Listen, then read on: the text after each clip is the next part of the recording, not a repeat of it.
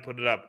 Okay, and welcome everyone to the Independence edition of the Enterprise Corner. We'll be giving everyone the opportunity to come in. Please give us a shout. I know a lot of you have been waiting for this one today. Obviously, we're coming in from a new session here. So let me put that out. So we're coming in from a new session here, and we'll be getting into. We were going to do a section on purpose and vision because that was part of the growth. But we thought it'd be great to have the theme coming in. So we're just waiting for everyone to kick up and kick in. Shadrick will be joining us very soon. And once again, as I said, welcome to everybody to today's session of, as I said, the Enterprise Corner, the Independence session, where we are going through it. Tell us where you are joining us from. Give us a name. Tell us where you're joining us from. And what you hope to discuss today. And I want to ask a simple question to everyone. I'm going to put it in the comment section. What does freedom and independence mean to you? Okay, we want to hear your thoughts. What does freedom and independence mean to you? So please answer that question in the comment section to everyone who's here. And what does freedom and independence mean to you? That's what we're sharing with everyone. So thank you very much once again to everyone. We do have Shadrick finally with us. And let's get started on today, guys. As we can see, we're all in jackets because we're trying to show that we're here in patriotic spirits for our nation in jackets. Of course, somebody will tell us we should be wearing polo shirts, but who says? But that's what the nation usually says. But remember that to everyone, tomorrow Zambia turns 58. And it's been 58 years. I know this week I was watching a YouTube video about the story of Simon Mwanawasa. And it like chronicled the story of how they started the ANC, how it may be dismantled and they had to switch it up to UNIP, and what him and KK and even the falling out they had with Nkumbula that led to that kind of separation during the first UNIP government, which obviously led to him unfortunately being sidelined. But it one of the things I really admired is what it took to make this country free. I really admired what it took to make this country free. Kenny, I think people are seeing you sideways right now. What it took to make this country free and what sacrifices. I think us as a generation, we've been born free for so long, we don't know what it took. We just were born into this. And we've known that, okay, we are free. We can go to whatever school we want. We can go to whatever institutions we want. We can do whatever we want. But we don't know what price people paid for that very freedom that we get to exercise every single day. I think the only freedom Zambians know is elections. So no, it's true. It's the only freedom I think we know as a country. We only know the freedom to choose people for elections. But when it comes to our lives, we have no understanding of how to actualize the freedoms that those who came before us fought for. And today, we want to talk about economic freedom and economic independence. And what does this mean? So I'm going to give you my two definitions so that we can get this kick-started. Well, I looked up independence. I used the Merriam-Webster dictionary because that's the old legal dictionary that they used to use. And that's obviously where they started a lot of definitions from. So when you go into the Merriam-Webster dictionary, you find two almost different definitions for freedom and independence. We tend to think about them the same. But when you think about freedom and independence, you often see them as different kinds of, as two different forms. Now, freedom is basically the ability to operate without restriction and restraint. No constraints, no stoppings, no barriers. That's freedom. So that's a person's ability to operate without any restrictions, constraints, or any form. Independence is a person who operates without a dependency on another. Okay, so I can operate freely. So the question is, you can be free without being independent, and you can be independent without being free. These actually are two separate things, but we often think they are the same, but they get to kind of work they operate very differently. I look at this. I look at the story of freedom and independence, and I ask myself the question: on a national level, do we have freedom? Do we have independence? I believe, and I'll say this, Shadrick, I believe that as a country, we have freedom and we call it independence, but I don't think we have independence. And as a result, our freedom is compromised because the two have to work together. And then I also look at, on a personal level, I think a lot of people are free, but they're not independent because of how much they look to the government for almost everything. Like Yeah. everything is about what the government must do for me, what the government this. I think Zambia's famous favorite statement is the government should look into this. That's the favorite statement I think I've heard of most Zambians whenever they're looking at an issue in their lives. When there's something wrong in society, no, the government must look into this and deal with it. Not I must see a problem and deal with it. So I think at a national level, we have embraced freedom where you're not restricted from doing things, but we have gotten to the point where we haven't really embraced independence. And we think of independence as elections, the ability to vote, but we don't think of independence as a daily thing. So I'm going to give you a very simple outlook of independence. In financial advisory, we have, for everyone who wants to pay attention, we have 5 levels of wealth. I think Kenya has just chosen to stay sideways today. We have what are called 5 levels of wealth, but there are 8 main ones. But when I say 5 levels of wealth, there are really 8 levels of money. But the first level of wealth is what I call stability, when a person can meet their needs. When a person has enough money coming in to meet their needs. The second level is called protection, when you've got enough money to protect yourself from 5 years of things going wrong. Then you've got security, when you can meet your basic needs. Then you've got sorry, these are 6 actually, but we added the next one. Then you've got what's it? You got security where you can meet your basic needs, you can secure yourself, but you're still not free to do as you please. Then you've got freedom, which means you can live life unrestricted. But independence is actually a level higher than freedom, because independence means you're not restricted, but you are also, because a chicken can roam free. You know that. A chicken can Yeah. actually roam the backyard freely. That's why we call them free range chickens. But it's still dependent on the man on the it's still Yeah. dependent on the owner of Yeah. that area, the one who's going to slaughter it to feed it.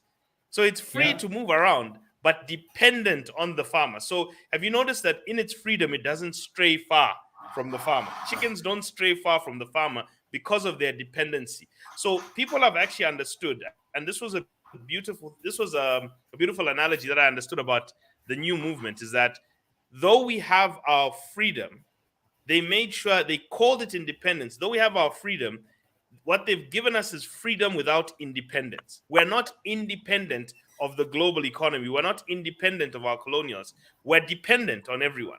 So I think as a people, we haven't gotten to that point where we're independent. And we'll go to the purposes of these things. But I believe as people that you must separate the difference, because freedom is the ability to move unrestricted, just like a village chicken. A village chicken is free to move around anywhere in the backyard. But because it's dependent on somebody, it chooses not to move around very far. But when you are free and independent, you're like a wild animal.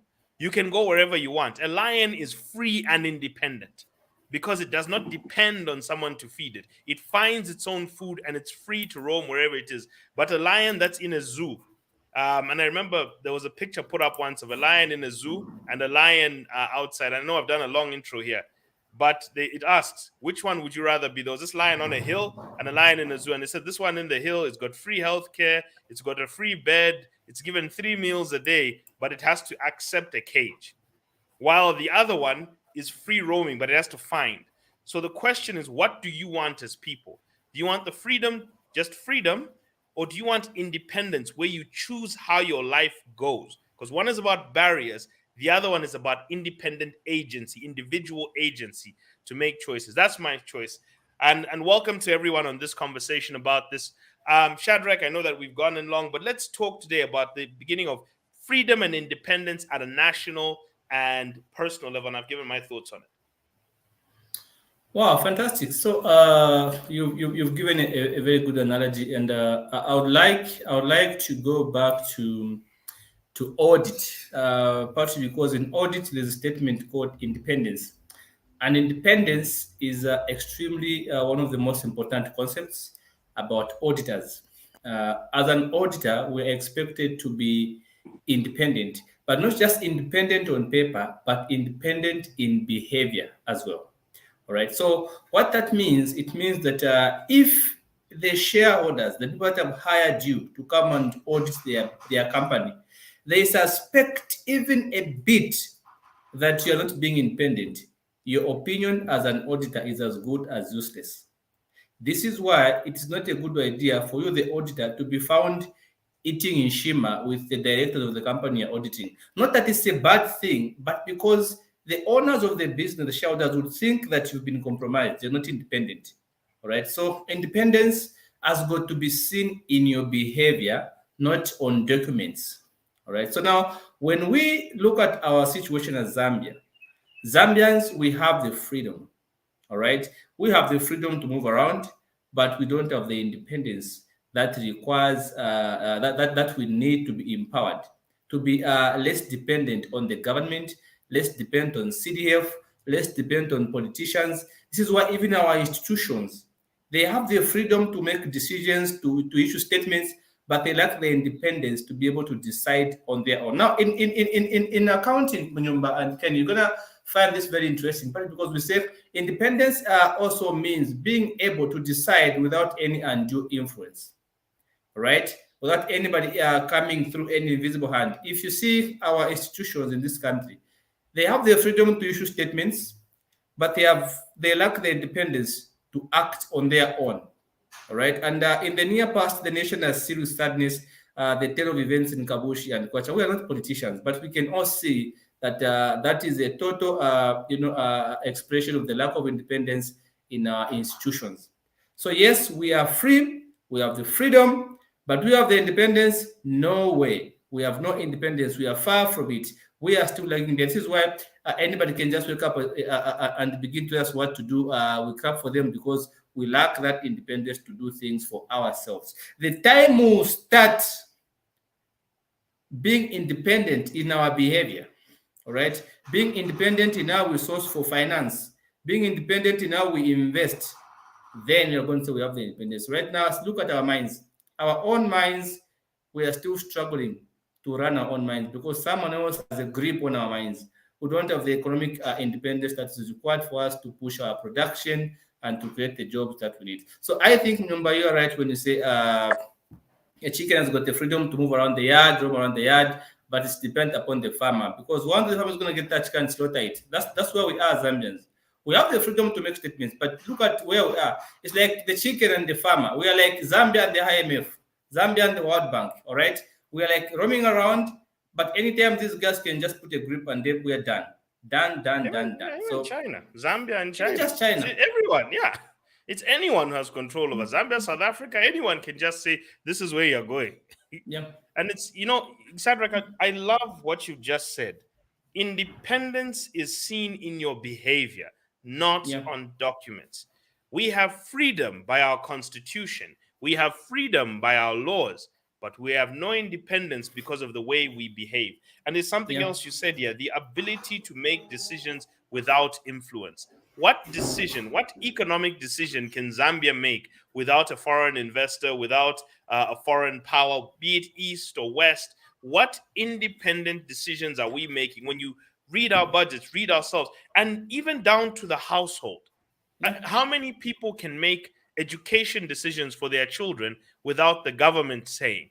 Think about the fact that we have to have, and I said this before, I know even this whole NAPSA issue. At the end, I told people, I said, I don't even believe the government should be legislating savings. I actually don't. I think that why are they making decisions for me? Why are they influencing my savings decisions? Why shouldn't I do that? That means that as an individual, I'm not independent. So as Zambia, what I've seen is that we have an independent system, and not even really independent, but an independent quote unquote system, but a dependent population. This is where we are. The people are dependent. Now, I'm gonna put one more thing here that we should actually pay attention to. And here it's just an analogy. Here in Chilanga, we had an issue with water. We had an issue with water recently, and I was calling around frantically because I was looking for a Bowser to fill up our tank. It was behind, and I was like, let's just fill up water. We'll try and figure out whether we need to drill more later. These are questions I started asking, but I said first things first, let me get some water flowing through here, because water is critical to every daily function of life. You can't, once your water's out, you're gone. So I found out that one of the only Bowsers in Chilanga was by the council, the Chilanga Town Council. They have a Bowser. Kenny will be back with us just now. Yeah. So the Chilanga Town Council has a Bowser. And so I called the council, and I called the councilman. I said, how much is it for us? How much should we pay for the council to come and fill up our tank? I asked that question, and he turns around and he says, no, we just give. It's not of any charge. We just give. And you know what I realized? I was like, but why would these people pay for something just to turn around and give it for free? Why are they just giving it out for free? Because they understand something. If you give someone free stuff, you can control their freedom. You see, when somebody doesn't have any, you see, if you are dependent on me for water, then I say when you can get water. Then I say when you can do anything. So I think what people don't understand about independence, freedom is your mobility, it's your ability to do things. Independence is what you pay for.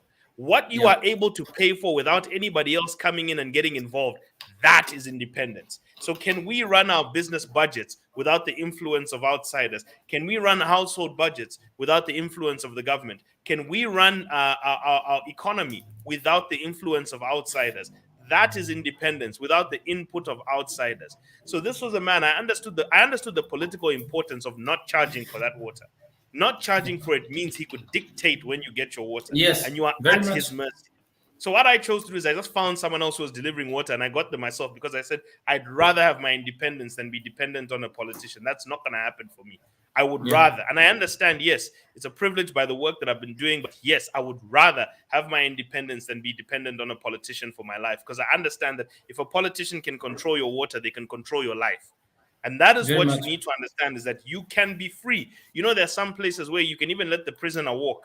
But if they're dependent on you, they're dependent on you. And that's a big thing. So I just wanted to put that out there, that it depends on our dependence. Independence is about our behavior. What do we do? Does it reflect that nobody else can control our decisions and our actions? And if other people are controlling our decisions and our actions, you are free to choose them, because what they're doing is they're influencing. They're not forcing your decisions or actions. They're influencing your decisions or actions. And I think as a people, we need to do that. So I think the next question, we understand what this is personally and nationally. I think we've flogged this now. And I'm sure Kenny will eventually join us, because it's sad that he keeps going sideways. Well, there is a link, Shadrick, between, sure, we can be educated. People always say education. I always think education is wonderful, but it is the conduit to something greater. What gives people freedom is the ability to make financial decisions on their own that impact their resources. That's the full independence. You are independent when you can make your own financial decisions. What's the difference between China and Zambia? China can finance its whole budget, everything. China can finance everything about itself, from its healthcare to its people. Zambia has got to kneel down, has got to insult, to say somebody you failed to ask for 10 years. I've begged for 2 months, I've been given. That's not independence. So the question is, what's the difference? What's the difference between us and them?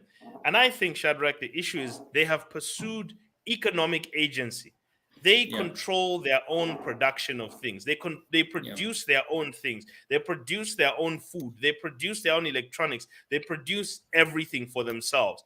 And I've noticed that countries that make things for themselves and have entrepreneurs who meet the needs of their country, as opposed to bringing investors, foreign brands, foreign businesses to come and meet the needs of their citizens, to the point where even toothpicks have to be produced by other people. When people can make stuff for themselves, then they are truly independent. Kenny, before we lose you, can we get your thoughts on this conversation about freedom and independence before we lose you one more time? I'm telling you, today StreamYard just doesn't love me. Nothing to do with the internet. The internet is fine. Okay, so my story on freedom, basically, I had what I'd call a revelation of what freedom actually means at some point a couple of years ago, and I remember sharing it with someone, but I can't get to that frequency of understanding exactly. Yeah, but there was a story of Madam Mama Kankasa, where she talks about being in a lovely relationship with her boyfriend. I've forgotten one of the popular freedom fighters. I've forgotten the name. Someone can mention the name when if they remember who. And then they've got good money, and they're walking in a place like Kawata. And then the boyfriend then decides, look, let me get you something nice in this shop. So they walk into this white-owned shop. They've got the money. They can afford to buy whatever they want to buy. And the white man says, no, I'm not going to sell it to you. You know, they refuse, like outright refuse. But he insists. He says, look, I've got the money. I'm good for it. I can pay for this. And before you know it, the cops come through. They get arrested, and they were tortured. And Dr. Kaunda came through and assisted them. And that's how they joined the freedom struggle. So a situation like that makes you appreciate your ability to choose whatever it is that you want when you want. And that's why I think most people who decide to leave employment, because they're assuming that they're living life outside a particular box, now they are free to make decisions the way they want to make them. For me, that kind of made me realize why we fought for independence and how we got to where we are today. And then how we may have not understood what our forefathers were fighting for, so much that later on, as we speak, we'll probably discuss how to build on what those that fought for independence 58 years ago, what their situation was. And if you see the joy of parents, the time that they were building UNZA, there were all kinds of parents there. And they were like, we're building this for a future generation. And I know Mutwala and UNZA, he recently posted something, not against UNZA, but you see what UNZA has become and what it really should stand for. Those that put a brick on top of the other brick had a vision in mind. They saw the future and said, when this future comes, this is what we want to become of our children. We want our children to be better than us, to build better institutions than us, to build a better Zambia than us, because most of them were not as educated as we are today. If you compare apples to an egg. If I remember very well, I think you've said this before, we have a history of gaining independence and not much skilled labor, probably under 100 graduates. And the government now is in a rush to try and... Okay, we're still here, Kenny. Still here? Okay, so we are out. I think he's back. Yeah, Kenny. All right. Okay. Let's continue for now. Yeah. No, there's something he did say, which I wanted to get to, was even that story. And this comes down to entrepreneurship, because I wanted to now mix this in. Why is entrepreneurship important for economic freedom and economic independence, and specifically economic independence? Because I know we have political independence to pick whoever we want, but we have no economic independence. That's why we can pick politicians, but it never seems to change anything. Because if I look at that story, Kenny's talking about two people who went into a store and they had the money, but they did not have what they wanted. They did not have control over the resources they wanted. Yes, you have cash, but the white man had the products. And that's really what you wanted. Now, what entrepreneurship, I think, does for people is it does two things. For an individual, they get to pick what lane they want to go in. Because when you're working, and look, it's nothing against work, but I think most people who go into entrepreneurship or even self-employment, they usually struggle with this idea of being dictated to. Okay, they want the freedom to at least be able to say, I'm going to determine what impact my work has. And these are some of the people who are purpose-driven. Some people are forced into self-employment because nobody will hire them. But those who leave employment are in the pursuit of their freedom, because there's usually a frustration with hours being dictated to you, outputs being dictated to you, and you feel like, what's wrong with this? There's more to my life than this. But the pursuit of freedom that people look to is maybe they see a problem in society, and maybe the institution they work for doesn't give them the freedom to pursue that problem, and it's something that they mean for. So they build an enterprise which will meet their needs. It will meet their basic needs. It will meet their life. But they want to be able to now go after that problem, that issue which got off to their lives. Or maybe there's a lifestyle they want to pursue, because entrepreneurs are usually in there for two things. They usually want a lifestyle or they want a legacy. Most of them, unfortunately, go for lifestyle. That's why their businesses, once they die, that business dies with them. But the legacy entrepreneurs, like your trade kings, those are legacy people. They had something bigger in their mind. That's why you've noticed it's getting bigger with each generation, because there's a legacy outlook. But for a nation, if we're going to talk about independence, if a nation is to be independent, and I don't know, I think I've, I No, don't know, it's okay. Shadrick, It's okay. yeah, I'm saying Okay. if a nation is to be fully independent, then what should happen is that the people of that country must produce everything that country needs. Because the story, as he talked about, of Mama Kankasa and her boyfriend at that time was, we have the money, but we don't have what we want. Because independence is being able to acquire and create what you want for yourself. And that's why Booker T. Washington, when he talked about the future of the American Negro, he said, if we build our own businesses, where we start to produce food for ourselves, where we start to cut each other's hair, where we tailor our own clothes, we will be independent of the white man. Until then, that's what he said, that's when we'll be independent. So a country to be independent requires entrepreneurs to be the frontline problem solvers of its society, or else it will find itself free to move around, but restricted or controlled by its dependence on outside forces. Because if your toothpicks have to come from China, if China says, right, we're not exporting toothpicks anymore, Zambians are going to have issues eating. Hey, we'll be picking our teeth with our bare hands, and even eating will be an issue. No, as in, even the Americans struggled with this idea that China was producing so much. Do you know, Shadrick, that 50% of the world's Bibles are produced in China, a country that barely practices Christianity? So even the churches. What is fun that they don't want to see you holding a Bible, but they're the ones who produce more Bibles. They produce they supply the world's 50. So they've even got the Christians dependent on their printing presses. They've got everything. Your clothing on your back is dependent on Chinese factories, such that when COVID happened and they shut down all the factories, we had all the money in the world to buy that clothing. But guess what? We had no clothing. So the price of everything shot up. We were dependent on them. Okay, so what dependence does to people is it also creates highly inflationary environments. From an economics perspective, if you're dependent on someone and then they shut off your supply line, you now start paying anything for the scraps that are remaining, and prices start to go up for anything. We're dependent on Brazil and South Africa for half of our beef supply. We were getting dependent on South Africa for chickens. We were getting dependent on next door neighbors for fish to come in. The fact that we need them to bring stuff in and we're not giving them as much, we are dependent on them. So entrepreneurship is a way of, as an individual, attaining your independence. You're creating this asset that can feed all your needs, but at the same time, it allows you to pursue something of meaning. It allows you to allocate your time to something of meaning. That's what being an entrepreneur is. Allocating your time and your energy to something of meaning while meeting all of your needs at the same time.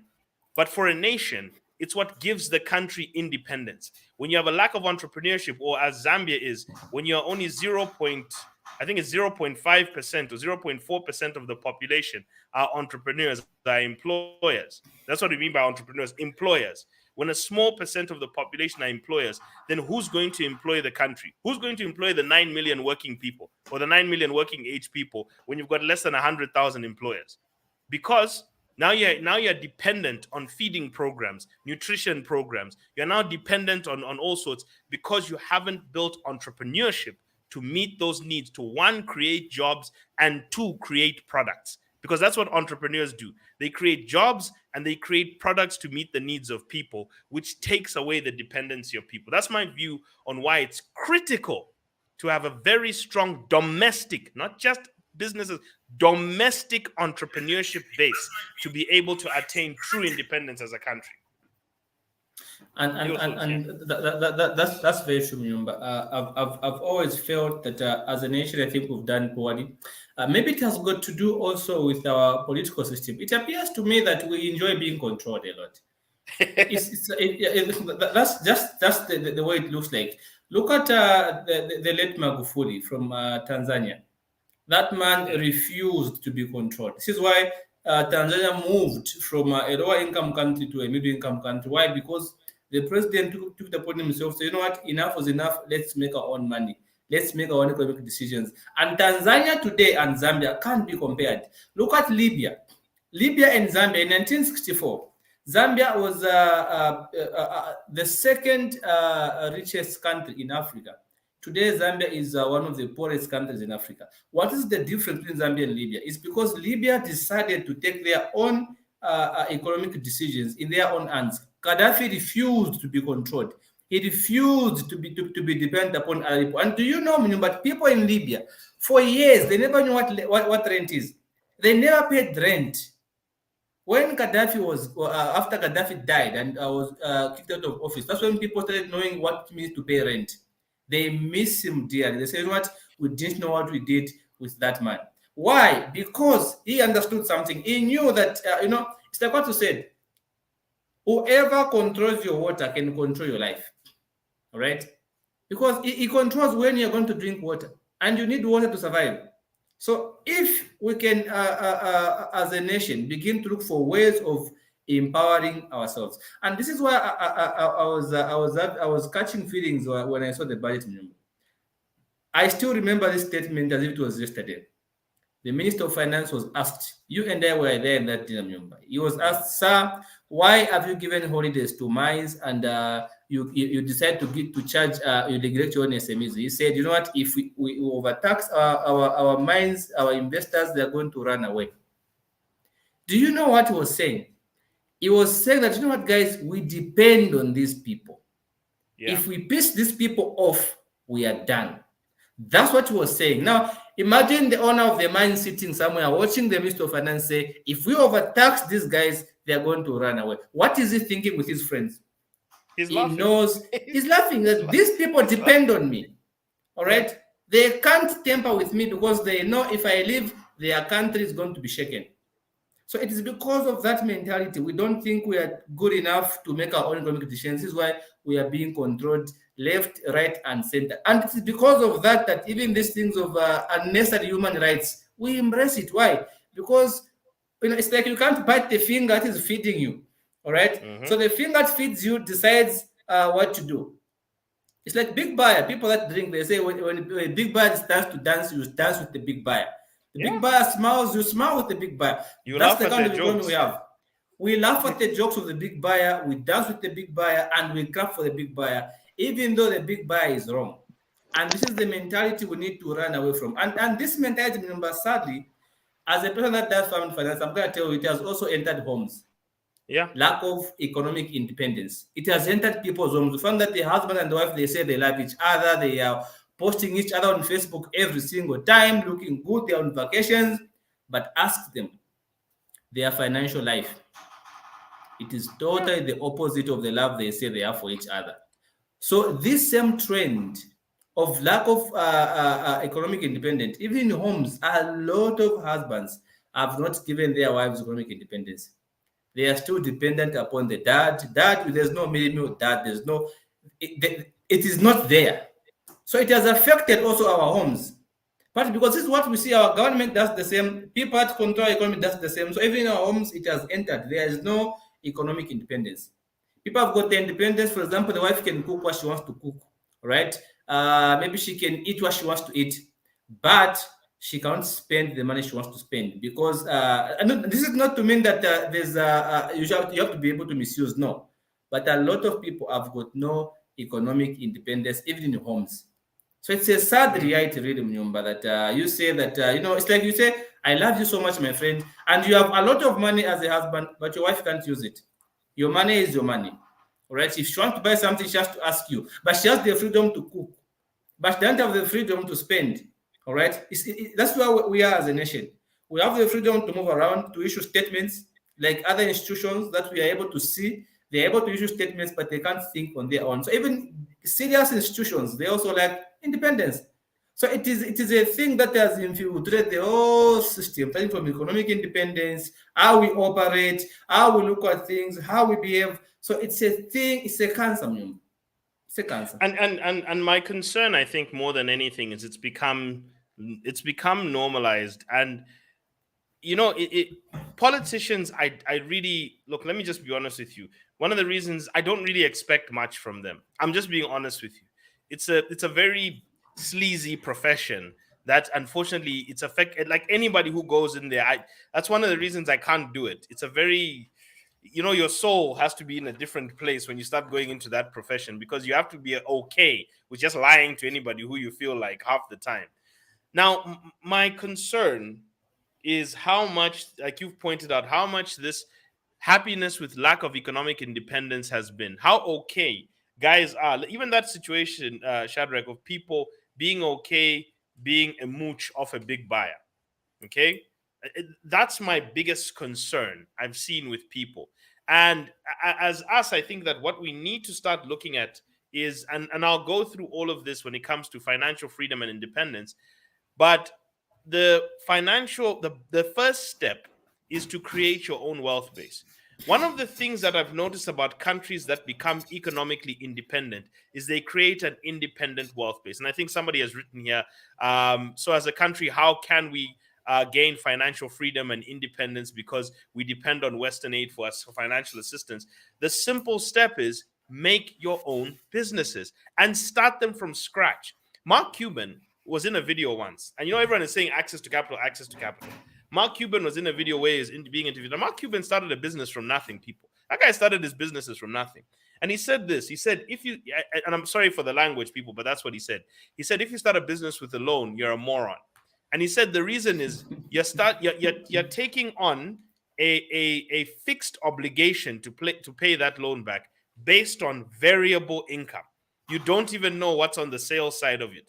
He says, look, most businesses can be started with next to nothing because most of it takes brain power and creativity as opposed to finance. So when we're saying, when we're busy going around saying, no, it's the access to capital that's limiting us.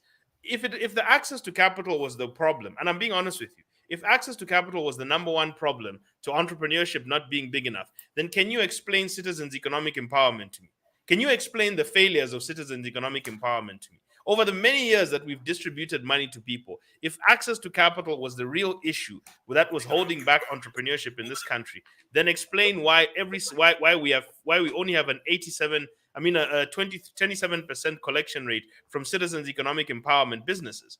Explain why we've got such a high problem, like the money that was going from DBZ to Zambian businesses. Explain why it was doing that. Because there's an issue with the way we're dispensing, and there's an issue with the mindset that we have. We have a mindset problem as a country, and we don't want to address that. We don't want to address the fact that when we haven't created vision and intentionality amongst our people. So if you want economic freedom as a country, and I'll tell you this, China is the best example. China went and attained economic freedom, which has given them independence and respect. And how did they do it? They built their own businesses from scratch. They went as people, built factories and told Nike, you want us to make shoes, we'll make shoes for you. Hire Jingho here to come and make your shoes for you. Now they're making their own shoes. You know that China now has a pair of sneakers called Anta sneakers that actually competes with Nike now and Adidas. And they've even got NBA players. NBA players are now being paid to wear Anta sneakers, which are made by a Chinese family, a father and his two sons. And they're competing. They make $10 billion a year in revenue selling sneakers around the world, basketball sneakers. They have learned how to make their own things. Yes, they started by imitating, but they learned how to produce their own things. They learned how to take control of their resources. So if you want to become financially independent and financially free, when there's a problem in Zambia, a Zambian has to solve it. Okay? We have to get to that mentality of, okay, there's no water here. A Zambian-owned water company comes and now starts to create itself. Oh, we don't have enough of this. A Zambian-owned. When Zambians take control of problem solving through the act of entrepreneurship, we are on the road. Because if you look at China and their journey, China has created 5.3 millionaires in the last 5.3 million millionaires in the last 20 years. And what have the majority of them been? Entrepreneurs. Chinese people, yes, save 25% of their income. They invest well. They're very good with money. But one of the things they're also very good with is business. Look at the way they're closing us down in our own country. They come here and those guys are willing to sleep in their factory. They're willing to sleep at the back of their shops. When a Chinese man comes, opens his shop 7, 8 in the morning, sits there counting the money, managing things scrupulously. So it's that dedication. If you want to look at who's becoming independent in Zambia, economic independent, look no further than the Rwandese who are running those shops in the compounds.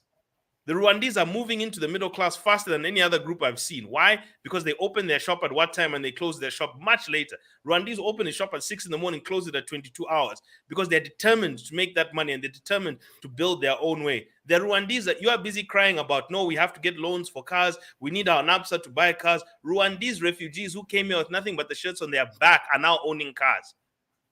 They ran from a genocide and they're coming here to own cars. You who's been born here with your education and your degrees, what you're busy talking about, I need my NAPSA to get a car. But the Rwandese who came here with a nickel, a dream, and a little bit of money in their pocket has now gone there and has now started to create something. So you see what I mean? We have Sichimata, all right? Sichimata says the other problem with the citizens form cooperatives once government announces funds either as CDF or citizen empowerment. Another first problem is that cooperatives buy business proposals from internet cafes without working the vision in a document. See what Sichimata is saying. He's saying that it's difficult for us to be economically independent because we don't even understand what we want. All right. Like when you hear the government say that, you know what, there's CDF, that's when you go to the internet cafe and buy proposals. They put for your names, you don't even know what is there. You don't even know the vision. All right. So it's the same thing with our systems. All right. Whenever where there's money available, this side we go as a team. They were flown out to go and negotiate debt. This is what Chimata is arguing here. And if you see, we have. Can I okay, say you something? can give a comment on that one. Yeah, I was just giving Kenny. I was just giving Kenny an option because I think we haven't heard from him enough. Yeah. I've actually, someone was asking me, you're a supplier, what do you supply? I said, I supply on demand. I said, and the reason is because if there is a problem, I want to be able to solve it. But if you ask me to stock up things in my warehouse of what you want me to fix, I'll probably lose a lot of money because then I'll tie capital in things that don't make sense. And when you look at what you're explaining, the people who are growing business-wise are people who have studied our culture, our way of doing things, and they've built businesses around that. I saw something in South Africa that shocked me. You know, the culture in South Africa is one where if you're burying the dead, you must bury them with respect. That's why the insurance is booming when it comes to the dead. You find that all the children will insure the same parents because they want to contribute to the funeral of their parents because they believe if they don't, when the parent dies, they'll curse them. You understand? So those that have built a business around insurance, they've insured, they've tapped into that culture. When you look at Zambia's culture, it's more consumption than production, all right?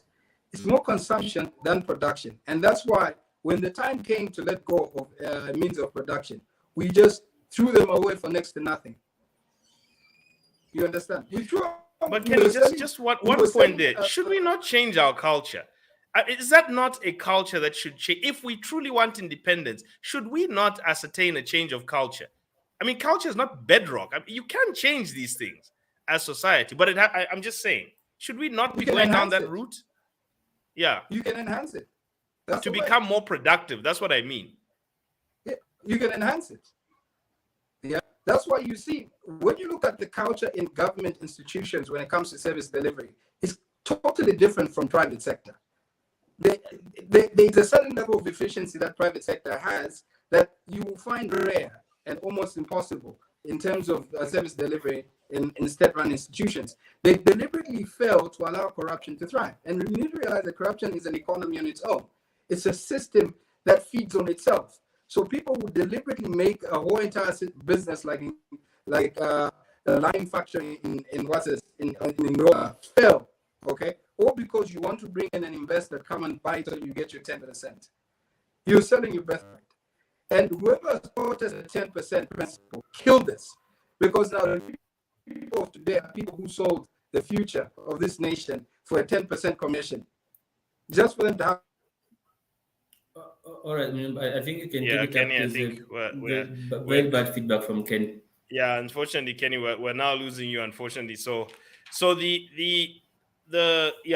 think that I wanted to just let it be known that as a country, should we want economic independence, you can have economic freedom where you can be free to move around, But the reality is your life will be constrained by your dependencies, because what you're dependent on will still control your mind. So you know what I believe, Shadrick, in all of this? I believe that free hands is an act of the law, but a free mind, that's independence. So in as Yeah. much as we want to have independence, we don't have independence up here between the ears, because we are dependent on, if something goes wrong, the government, if something goes wrong, investors, if something goes wrong, this one, there's Anko Ndarama, there's that mentality. Everything, there has to be somebody who's going to get me through this. Okay. As opposed to, what can I sit down and do? Because Shadrach, we've done debt restructuring with people. We've done it ourselves. Yeah. We've both gone through Yeah. horrible. And one of the things we Yeah. notice is it's the people who sit down and say, I'm going to take responsibility. All I need someone to do is help me formulate a plan. I will Yeah. action that plan and we'll get through it. And I've noticed those are the people who get out of debt, stay out of debt, and build wealth and become Yeah. independent and powerful individuals. Those who say, it's this one's fault that I'm in debt, it's that one's fault that I'm in debt, it's the government, it's the economy, it's this. Those who blame.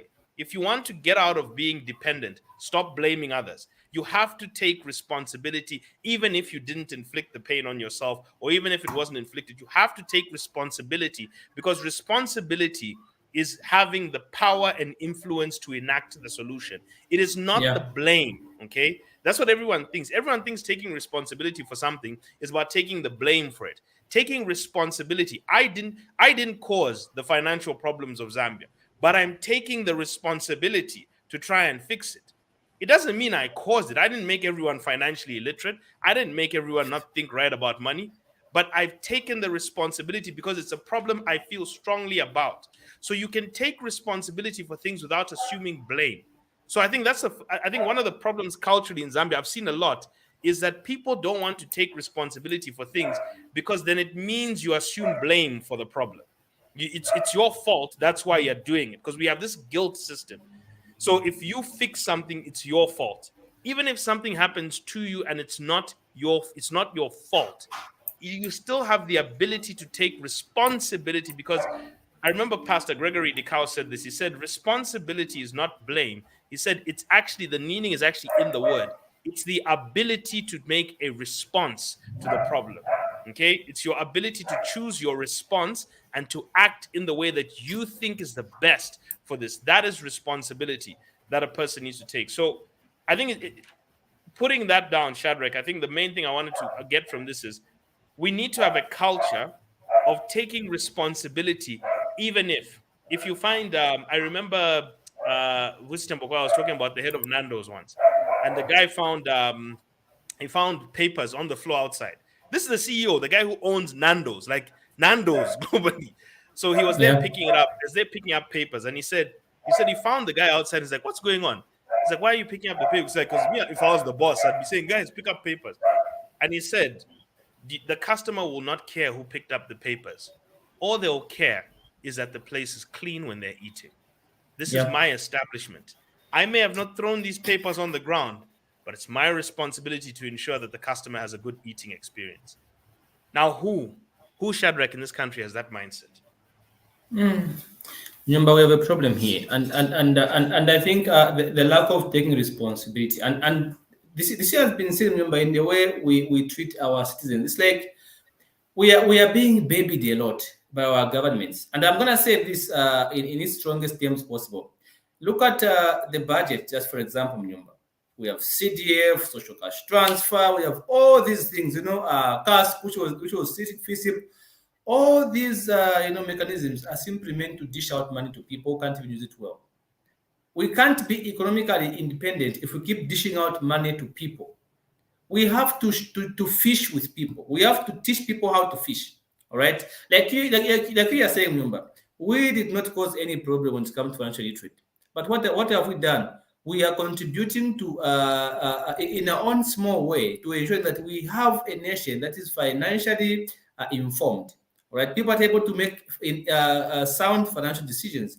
So the only way we can become economically independent as a nation is if we do away with these things of CDF. If we're gonna give somebody CDF, Let's ensure it goes to somebody who has a proper business plan. We monitor. We start a business. We open up a company like what China does. China has some training centers where they have kids who are able to make cell phones. Kids are able to do ABCD. They have put First, people in they teach centers. them a skill. Yes. First thing they teach you is this. Before they give you money, they give you a skill. They That's give you what a they skill. do in China. So in China, they have all these skill centers, lots and lots of them. Kids at a young age are able to become millionaires because they are making things, and China is exporting, they are selling. But here, what do? Let's go to FISIP, CASP, let's go to Shokan Transfer, let's go to CDF. We are dishing out money which we've borrowed. Why can't you open up those a lot of training centers and then get our people and put them in those? They acquire skills, right? Let them acquire those skills so that they can fend for themselves. Let people begin to invest in the economy on their own. But if you keep giving them CDF, all they're going to think about is being political aligned, becoming cadres, insult everybody as long as they get a paycheck. You can't be independent like that. So I think we have done very poor when it comes to taking responsibility. We've not taken responsibility of our own lives. This is why we depend on the government, even as a people, not just the government, even us, remember. We've performed very poorly as a citizen, as a people, because we depend so much on the government. We expect the government to do things our parents couldn't do for us. We want that from the government. And because we have that mentality of saying it's the government, it's this one, we are now unable to think for ourselves and come to the ideas can be able to give us enough cash into our reserves. I think responsibility is a very good point to put apart because all of us are affected. If you take responsibility of your life, I take of mine, others I'm going to do something about it, all of us begin to trade, begin to invest, begin to compete. Before we know it, we have an economic environment that is full of Zambian investors, not just foreign investors. But what do? We don't take responsibility. We want to blame the politicians. Man, they are comfortable. Let them enjoy themselves, all right? They are comfortable. Even if you complain, they're not going to come back and change your life. So the best thing that we can do, yes, politician changes your life. They are comfortable. Jesus is coming tomorrow.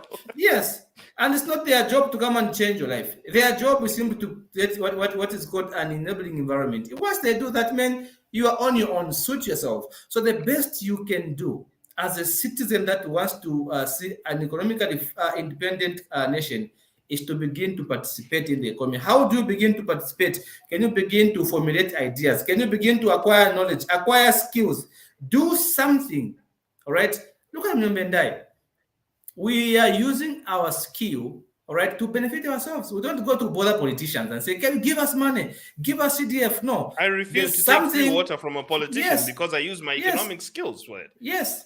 There's something that a lot of Zambians are good at. A lot of Zambians, I know. I'm going to tell you something. I was talking to a lady in one of my couple sessions. This woman knows how to bake. Remember, she makes beautiful cakes, nice scones, nice pies. And what does she do with that skill? Nothing. She just bakes for her household. So I told her, you know how to bake. If you can bake a cake, a pie that tastes this good, because I actually found that your pie is quite tasty. Why can't you create a brand to begin to sell? Says, say, no, you can still start small advertising. As I speak right now, this lady is making money through cakes and the pies. So a lot of Zambians have skills, but they lack the ability to implement those skills, to put them into action. They know how to bake, they can cook, they can do a lot of things. What do they do? We are okay to go out a musician, sing, and pay money and spend money on alcohol, but we're not okay to go to acquire a skill and spend and squash on that skill. This is why those people who attend entrepreneurial functions, those who attend financial advisor sessions, I have much respect for such people because they spend money on things that benefit them. Most of us don't. We don't take responsibility. We want to go and drink. People spend thousands. Today is Sunday. Tomorrow is a holiday number. As we speak right now, people are drunk. They have spent thousands and thousands. We'll be seeing invoices tomorrow morning on Mwebantu and other pages. They will be posting those receipts. All right, but those same people are spending so much money on alcohol. They can't spend a coin on financial information. They can't do that. So how do we expect to have? Set up an entrepreneurship event number right now, and just bring a domestic musician to come and stand in front of you. You're going to see everybody's going to go to entertainment. All right, but when they live there, they are leaving money there. When they come to an entrepreneurial event, they're coming to learn how to fish, how to make money, how to do certain things that they may have been doing wrong. But that mentality, even as a people, I think not just the government, but we've done very poorly with our education system, with our, I think even in our families, we've done very poorly, remember. We've not trained our kids at a young age the value of working for the money, the value of trying to nurture the skills and do something with what you have to improve your life. We've not done that as a nation. We've failed terribly. This is why even the white guy, anybody else who can just come from China, IMF, World Bank, they can impose things on us because they understand that we're not independent economically. We are handicapped. We are going to say, thank you, sir. Yes, sir. No, sir. We'll do just that, sir. So that's where we are right now, Mnyumba. It's a sad reality. You know, Shadrick, there's something, yesterday I watched something quite interesting, where there was a gentleman, I think Edwin Ngambwe shared this. He shared a Jewish gentleman who was asked the question, why are Jews good at business? And he says, that was usually something that's anti-Semitic, but I want to answer what we do. And he said, one of the first things that the Jewish community does is it's actually a commandment that every parent should train their child in a skill. And it says, if you do not train your child in a skill, you are influencing them to go and steal. Because without a skill, you can't make money. So therefore, you are forced to look for money and take money from people. So the question is, even the handing down of each generation, a skill from each generation, and the ability to make money. We send people to school, but what is the ability to make money? Okay, so that's what I really want as many people to focus on, that when people have the ability to make money for themselves and make investment, that's participating in the economy. It's not, participation in the economy is not consuming things. That's part of the game. But one of the main sides of participation, if you want power as an individual, I always say this, go back to Adam. When Adam was blessed by God, he was blessed to work, but he was blessed to produce. God said, be fruitful. Be fruitful. Fruitful in Hebrew means productive. Okay? But then when God cursed him, he said, by the sweat of your brow shall you eat. Adam was not taken from work. Adam was already working. But he was told, your mind will now be consumption-based, while it was production-based first. So the key to actually being powerful and independent, it's very simple, people. Produce more than you consume. Anybody who produces more than they consume is in power. So that's what entrepreneurship is supposed to do as a nation. And we go back to taking responsibility for society's problems and putting them upon us. Egypt is one of the biggest production centers of fish in Africa. But Egypt is a desert. Zambia has how many rivers? But Egypt has one river running through it, and they're producing the majority of fish in this continent. Zambia has how many lakes and rivers? We are majority water, basically, in this country. We have water underneath, water everywhere, but we are still struggling to produce fish because of there's an independence issue in our minds that no matter how free you think you are always constrained by that because you cannot produce. So entrepreneurship is about unlocking, and even the type of entrepreneurship people practice. I love that comment that man said, where when there's money around, that's when they become entrepreneurs. No. Yeah. An entrepreneur is not created by money being dispensed out. An entrepreneur is created when there's a problem in society that they see as profitable. Not when there's money to be dished out by the government. When an entrepreneur sees 1,000 people, 10,000 people need help in financial knowledge or need to be able to access my assets. That's what awoke my entrepreneurial spirit. Seeing how many people in this country were thirsty and hungry to try and get our hands on investing in government bonds or investing in the stock market or investing in unit trusts and building their own wealth. And they needed help doing that. They needed a skilled practitioner to take them through that. That is what awoke my entrepreneurial instinct. Not somebody dished out money so that I could do it. I have no investor, people. I have no investor. I just saw a problem. Shadrick saw families that needed assistance in how to build their financial structures together. Okay, how couples could work together, how they could build themselves. That is a problem he saw in society. Now he attached a price to it because there's a price for his money, for his time. Just like me, there's a price for our money. Okay, and that's still taking responsibility. And those who value you will pay that price. But the point I'm just trying to drive at is we need to get to this point where, as a country, we push people to take responsibility for the issues. I almost even supported the previous president on this, but not to vote for him. I'm sorry, I've said openly, man, my issues with that man. But he said one good thing. No, that man had issues. That man had issues. But he said one good thing. He said, I wish to see a day when Zambians take more responsibility for the issues of this country. And he was talking about producing food and producing. He said that once. Now, I don't know if it was just a moment of haze when he said that, but that was the one moment where I said, wow, you actually said something correct that we need in this country. But what I'm just trying to say is, as a people, look, it was rare. I didn't even hide it. I didn't even hide it. Nobody can come stand in front of people and say I have no vision and I must keep him around. Now, the only issue I'm going to keep saying as people is we need to be able to do this. Now, there are two books I will really stress to people at this point, and I know they're classics, but go and read them, people. One, I say it again, The Future of the American Negro. It is an extremely important book. Everyone keeps asking me this question, but how was Zambia developed? It was written 122 years ago by a gentleman named Booker Trafalgar Washington, who was born a slave, not your fake slavery, where you like using that terminology. I mean real slave, where people were whipping each other and owned each other. Go and read. The worst part about that book, Shadrick, is it's free. The worst part is it's free, okay? Because it was written 100 it's free. But the problem is once something is in writing, that's it, we're gone. But in that book, he says, the first thing you must equip a people with is a skill. Once people have a skill that they, and he says, he actually talked about this. He said, what skills are also important? He said, I go to Negro colleges and I see old pianos around, and he says, what a shame. He says, what value is a piano player to a group of people who have just become, who have just come out of slavery? What these people need is food supply. What they need is clothing. What they need is builders. So he built an instrument, and he says, it's not that there's no place for a piano player. He said it's a wonderful thing. But he said in white society where they have piano players, they have industries, they've got structures, they've got all these things that they built so that people can appreciate financially the piano player. But he says if you bring that to black society, and what's the number one complaint about black musicians in Zambia? Zambians don't pay, because we haven't economically built the base so that music can be properly appreciated in this country. We haven't built the base for that.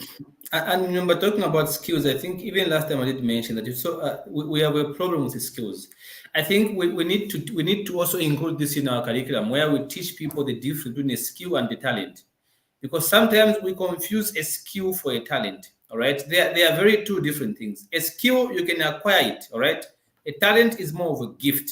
So I'm going to give you an example of two people. Let's say we have somebody like yourself, Munyumba, all right? You're a financial economist, you're a financial advisor, licensed advisor, but at the same time, you're a very good speaker, all right? So you have a Facebook page where you have a following. People are following on the Facebook page, all right? Those people who are following on the Facebook page are giving you a certain kind of influence because they're able to express yourself. Now, what if those people were taken away from you? Your Facebook page was deleted. What is it that is going to make you earn an income away from your Facebook page? This is what I talk to people of pages. I say, you know what? You have a Facebook page. That's not a skill. It's a page. Like several other people are famous. They are famous. They can post just fingers. 100K in seconds just to post fingers. And no, guys, look at my fingers. People are excited, all right? There are people with such kinds of pages in this country. Go to want to post a nail, all right? Or simply post a lipstick at the back of the car seat. There will be thousands and thousands of comments. But the same way who post an advert for somebody selling chickens, all right? Or somebody advertising how to come on that chicken, there will be nothing. So what am I trying to say? We have to differentiate between borrowed influence and intrinsic value, all right?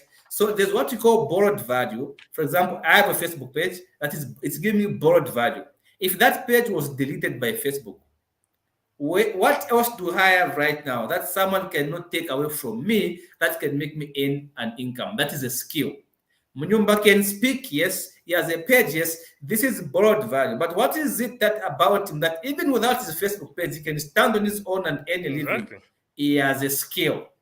All right. Yep. So this is what we tell people. Have a skill such that even if the worst happened, that thing you depend on is taken away from you. For example, especially now we're living in terms of Facebook page. Facebook people have pages, so they think it's a skill. Having a Facebook page, it's not a skill because you post something that Facebook does not like, they'll delete it. We saw doctors and patients that this page deleted, and it's gone.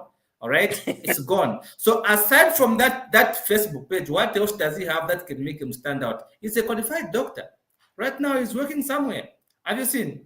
Why? Because he has a skill. He has a skill. But if, think of a celebrity from Facebook who has no skill but has a Facebook page, thousands of followers. If that page was deleted, what happens? You know, Shadrick, there's what I often tell people is get skilled in your talent. Like that's one of the most powerful things you can do. Yeah. Become skilled in your talent. Like whatever talent you have, I've got data and analytics. I'm very good with pattern recognition. So I became skilled in economic pattern recognition. I went and learned how to harness this so that it can be useful to someone directly. Once I Facebook is a marketing channel. Once I get a hold of someone directly, now I can start selling services to them, which they know are valuable to them. That's a difference. So I think a lot of people are relying on Facebook for a money channel when it should be a marketing channel. It should be a way to reach people. Okay, but not your supply of actual money. Like that's where your actual money comes from. Anyway, so let's go through this question before, because I want, in fact, let's just hold the questions until we get to, I think we get to the end, because I don't want us to drift away for now. But we will get to that question. There's a concept, Shadrick, I wanted to do, and right now I think we don't want to drift too far away. Is what is the purpose of freedom? We got our freedom as a country, but what is the reason? What's the purpose? And I'll say this. Freedom is the vehicle that you use to pursue meaning. That's what freedom is. When people say, I want financial freedom, I want to get to financial freedom, you know, the question I ask them is, why do you want financial freedom? Because you're going to get bored, okay? If all your bills were paid, if you put your money to work and all your assets are coming in and paying, what are you going to do? Because if you don't have a reason to want to be free, if you don't have a pursuit of meaning, something that you will find that will you feel glorifies that which you believe in, or lightens up your heart. If you don't have something, you're going to resort to just drinking away the very wealth that you put down. You're going to drink, party, and spend it away because the boredom will lead you to seek excitement out in your life. So what exactly is it that you are looking for that is so strong that when Elon Musk became worth $250 billion and became the richest man on earth, and people said, what are you going to do next? He said, I'm going to return back to work. Why? Because he already was doing something of meaning. That's what got him to that wealth. So I think people, like in our financial pyramid, the financial pyramid that we always say, people manage your money well so that you can reach your financial goals, so that you can attain financial freedom, so that you can pursue fulfillment. What is fulfilling to you? Because I think this is the issue here. People, freedom is not the destination. Freedom is it's a requirement to pursue things of meaning to you. You need to be financially free and personally free to pursue meaning. So why did our people fight for independence? Why did they fight for the freedom of this country? So the citizens could build the country they thought they would want. That's why they fought for it. That's why they struggled for it. They believed in this concept where the people should not just about, Shadrick, it's not just about walking into a shop and buying what you want. It's about owning the shop, so that people can have what they want. That's what it should be. That's what Booker T. Washington was stressing. You know what? And you know when in 1890, going into 1910, they had this problem in that book, and I loved it because not in that book. In later on in his essays, he writes about how the Ku Klux Klan and the segregation of America led to telling black people, you're not allowed to go into this diner. Do you know what mentality the black Americans had then, Shadrick? When you didn't allow them to go into a diner, you know what they did? They would say, fine, we'll make our own diner. That's what they used to say. And you know what they found? They found that the more white people were racist and restrictive to black people, the more black entrepreneurs were coming out. When you didn't have black people being allowed to go to a dentist, black dentists started to pitch up. When white lawyers weren't serving black people, black lawyers started to pitch up. So black business people were serving the underserved needs of black people. So that's what entrepreneurship, and it gave a freedom so much so, Shadrick, that they started to see black unemployment declining so fast. They started to see black wealth starting to rise. It started to concern them so much as white Americans. They actually got very concerned as to how rich and how powerful the blacks were starting to become economically. And you know who serves that perfect example, Shadrick? The Indians in Zambia, the Indians in America. Exactly. The Indians come here. They come here and they start building stuff. Now look at they own 80% of the factories in this country are controlled by people of Indian descent. 80%. Because they see a problem and they solve that problem. They don't say government must. They don't even say it. They just rush straight into their backyard. They see people don't have soap. They start producing soap quickly and selling it to you because they see that you have a need. You have something that you want solved. That's money on the table for them. So if the freedom is not a place, it's not just freedom, Jay. That's not what it is. The freedom you are given is to pursue and to build things of meaning that will leave a legacy, that will impact society, and that will leave a group of people that can continue your work and you'll be able to live on. That's what I believe freedom is for. But I think people become disaffected with freedom. I've heard people say, we should just have a dictator. This freedom thing doesn't work. The democracy has failed us. Because as people, you don't understand how to utilize freedom. You just know that you don't want to be in colonization. You know that part. But you're running away from something.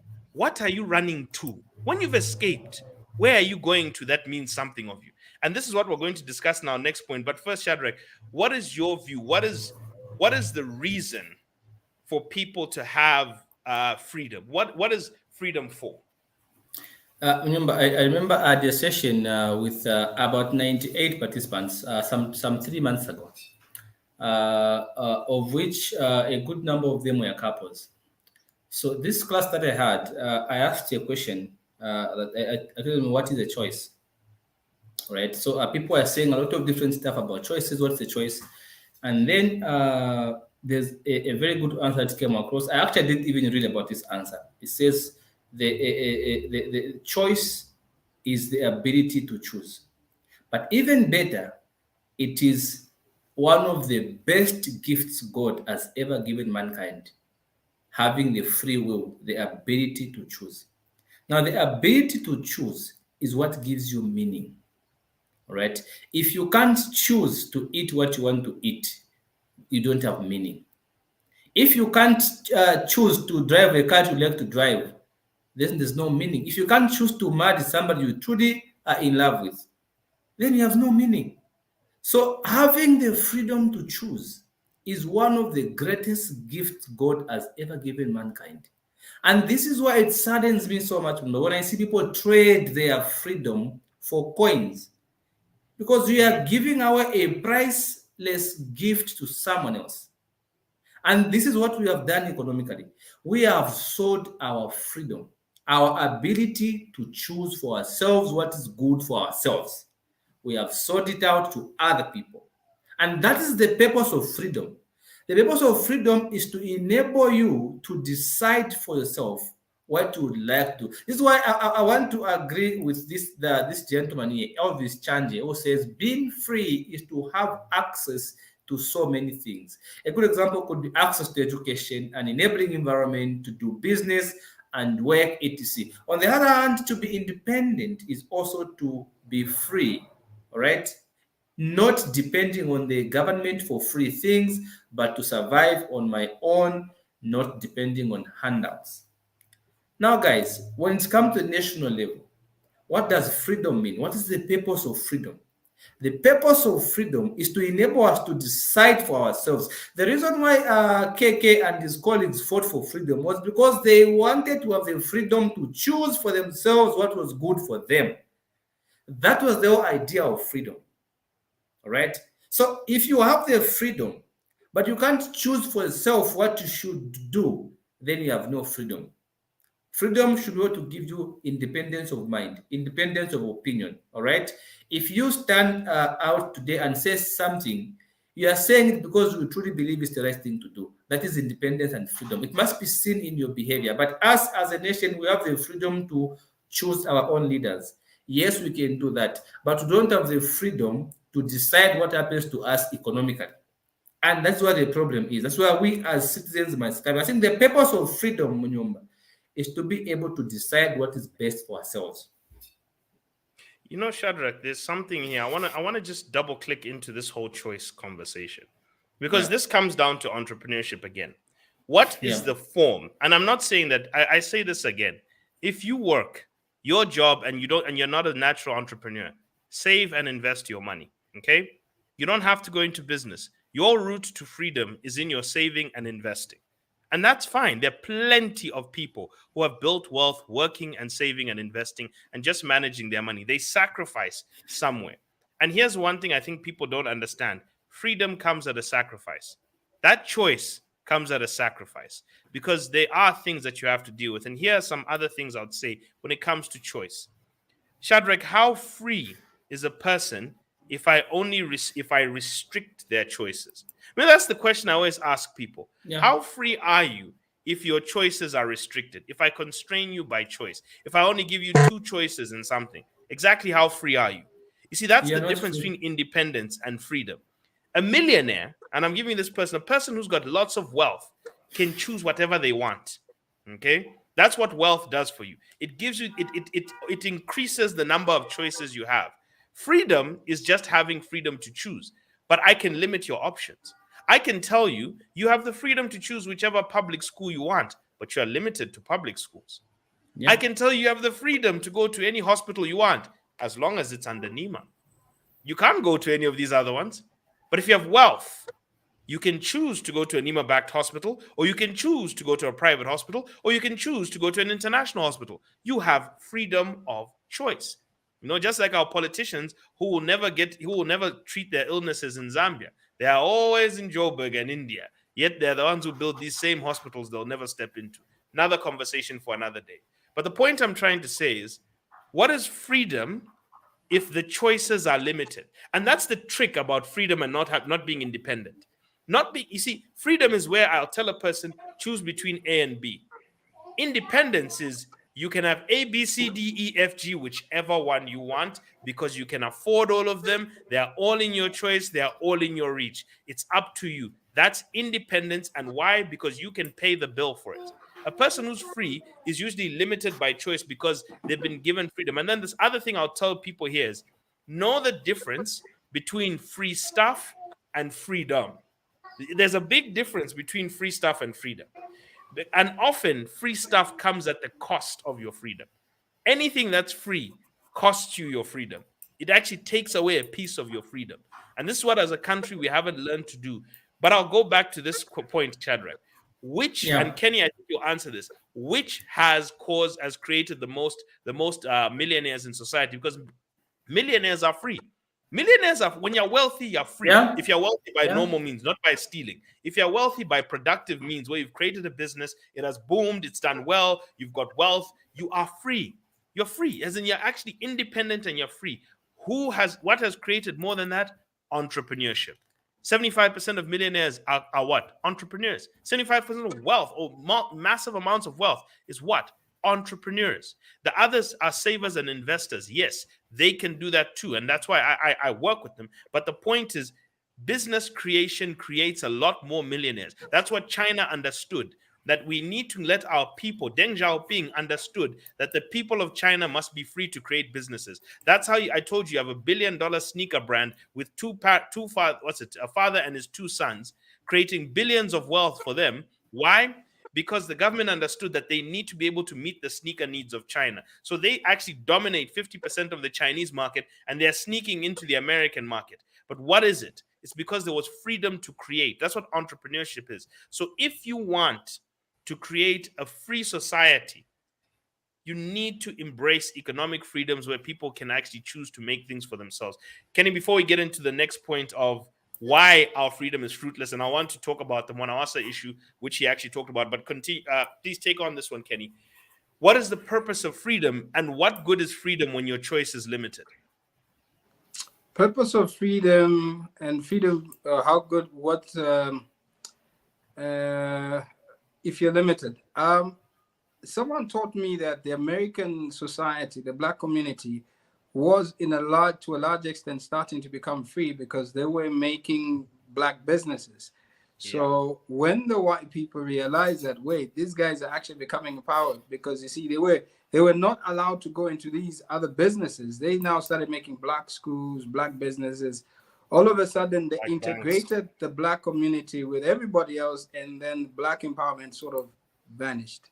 They kill our whole black empowerment schemes. The moment cash now started being flowing within the black community, and they started being productive because they had no choice. If they needed some of the things they were admiring, they needed to buy from a black institution. That became a threat. And that's why I'm kind of shocked that there's so many races around the world. The Chinese at some point were taken over. They were colonialized. The Indians were colonialized. The British caused confusion. I think Genghis Khan came through and took over Britain. I believe the Americans had their fair share. The ones you call Americans are not even Americans. The indigenous Americans are the Red Indians.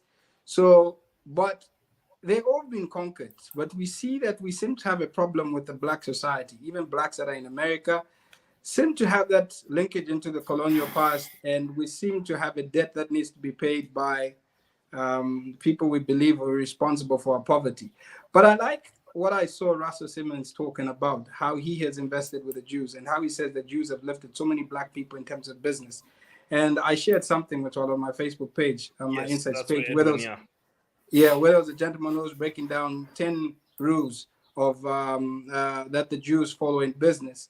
And among them is doing business amongst each other and prioritizing that culture. You know, before they look outside, they must look within. The time they're looking outside, you know, they have basically exhausted the opportunity amongst themselves. And that is why you may have the freedom, but if the independence is not there, it's a bit of a problem.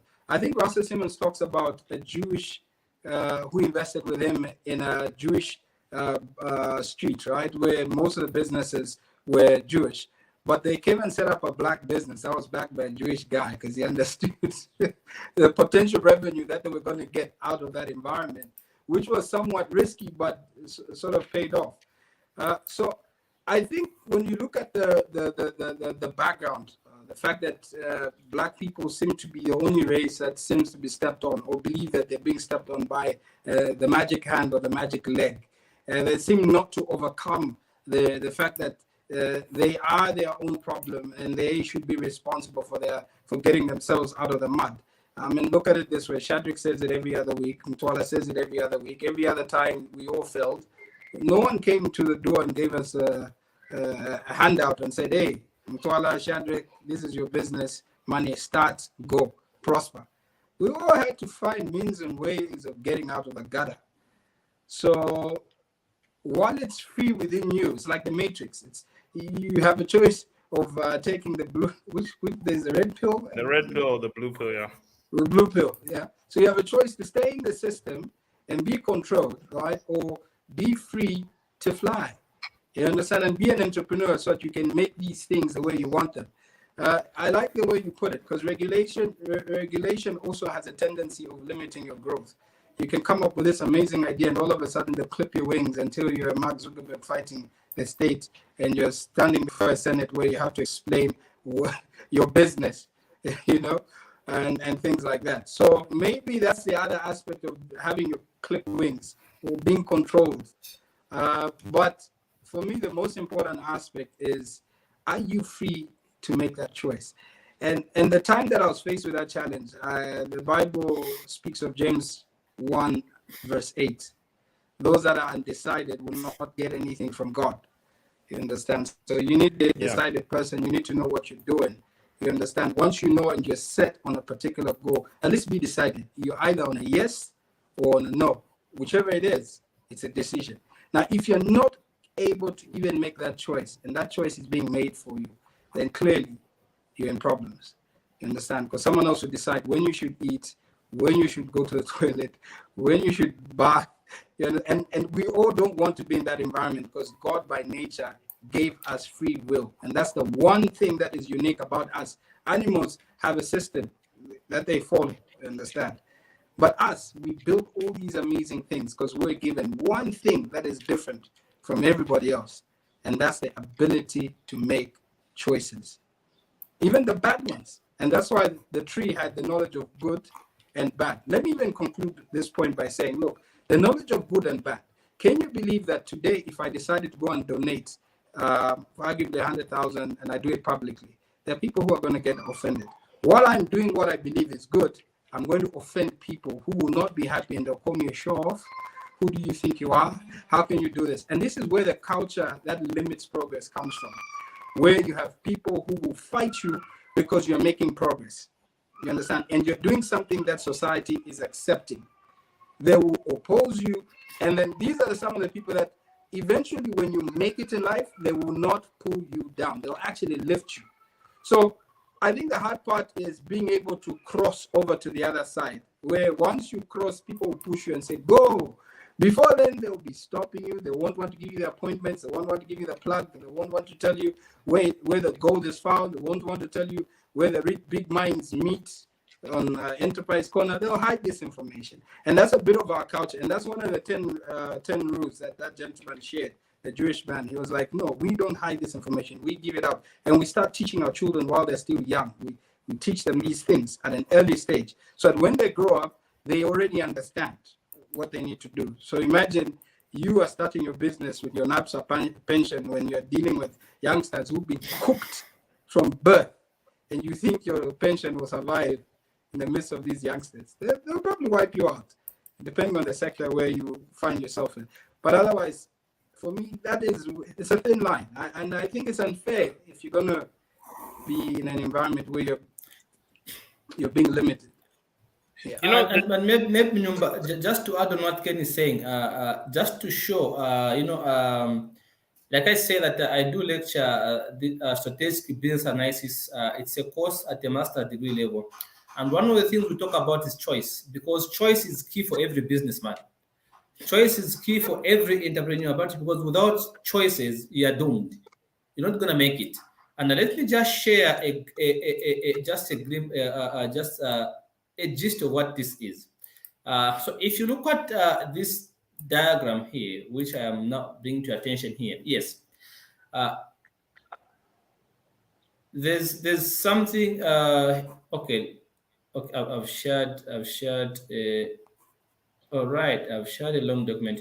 Okay, fantastic. I opened too many. Obviously, let me just go back. Okay, let me. I'm gonna bring it back again. I want to share something about choice. All right, I want to share something about choice, guys, so that you can see what I'm talking about when I say choice is extremely important. Let me just scroll up quickly and just share something about choice. There we go. Okay, boom, I found it. Good.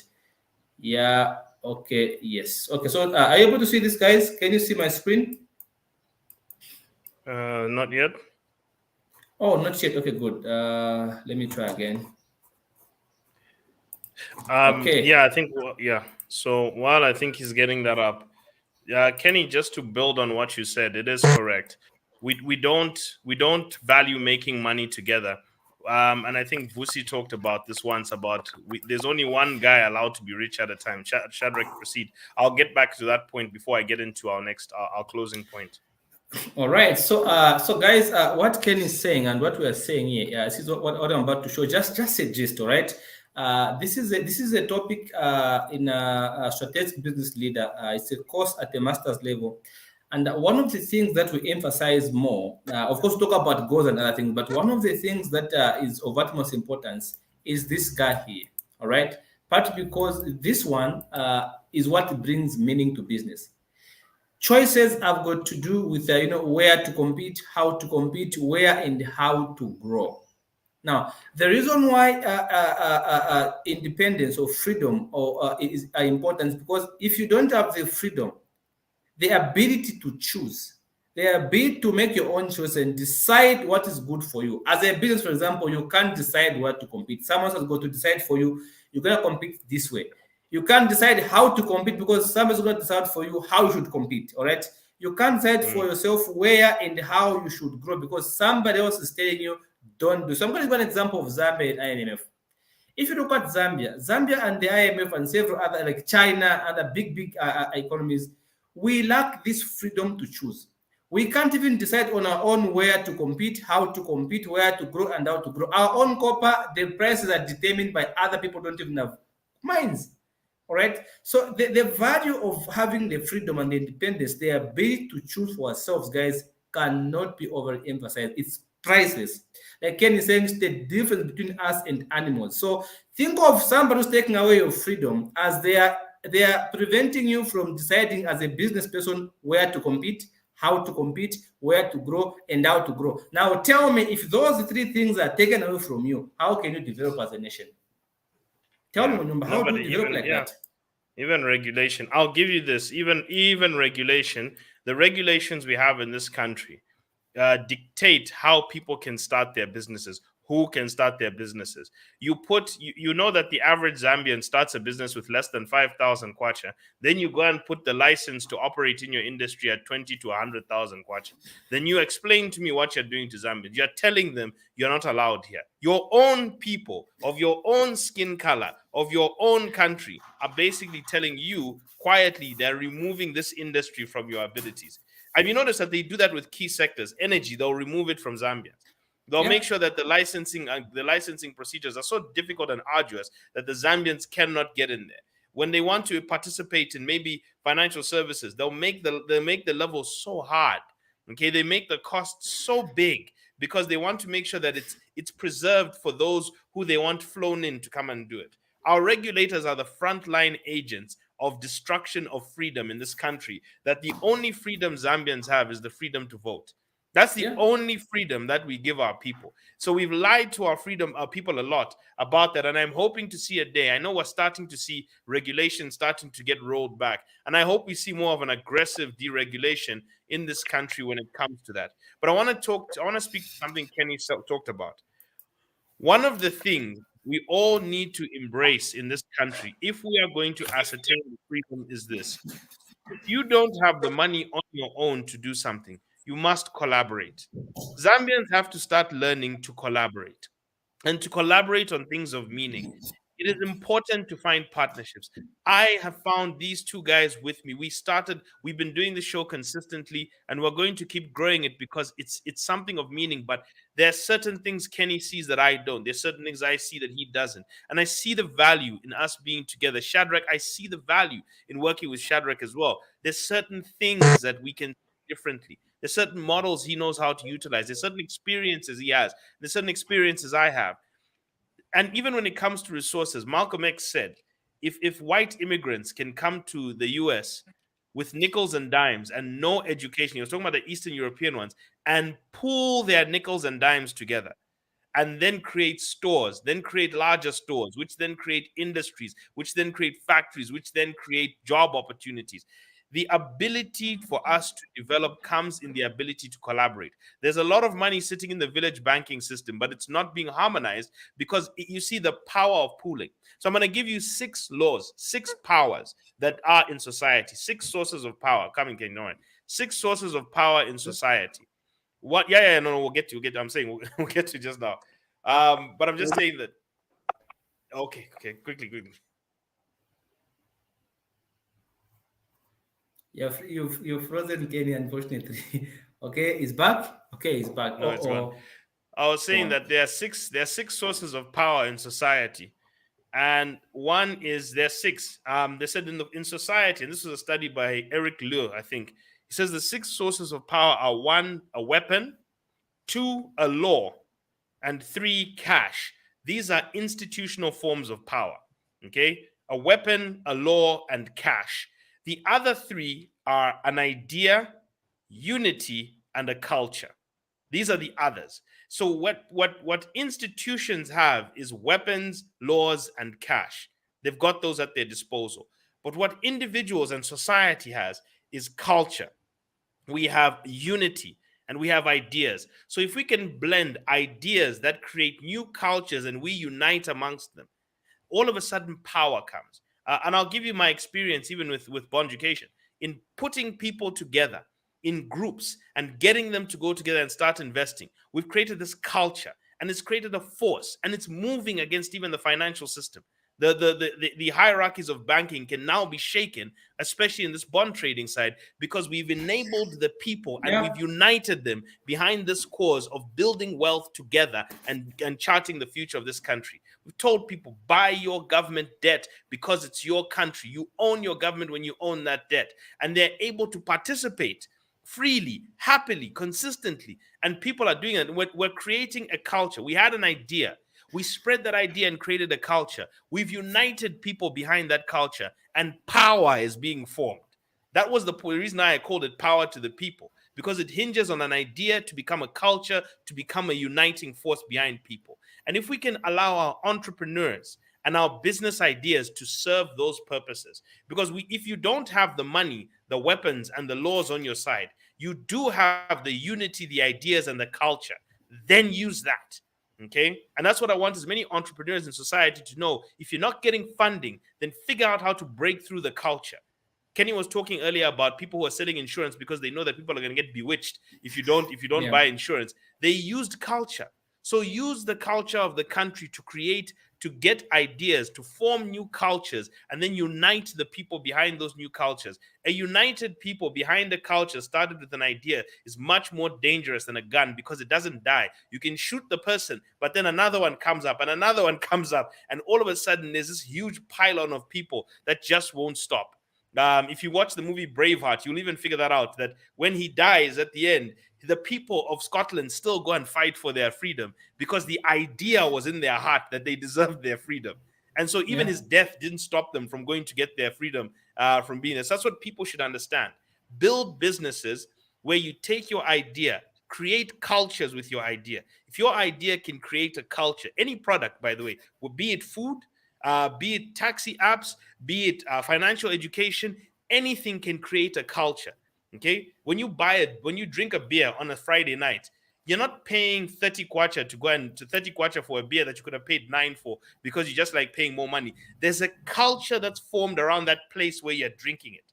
So take a product or a service, create a culture, and unite people amongst it, and your business will have the force and momentum to break through, and then we'll start to create entrepreneurs that do something. So where we lack money and where we lack the law on our side and where we lack the weaponry to move things, then let us use the strongest weapons known to people to start a business. Start your business with an idea, unity, and culture. Now, Shadrick, just to finally, I think, get through, and I really wish, and I'm sorry, I think for Kenny, I shouldn't have cut him off. I know that he probably was seeing that he was on a few minutes left. The one problem I will point out here, people, and today we're doing a really long session because it is independence, and I want you to come away with this, and I want to ask you to write in the comments, what have you taken away from this at the end? Please share with us what you've taken away with this at the end. Is the dangers of a visionless freedom. There is a danger, because when you attain your freedom, you become visionless. And I'm going to quote, I'm gonna read something to people here, which is something I shared earlier, I think, with Shadrick and certain people as well.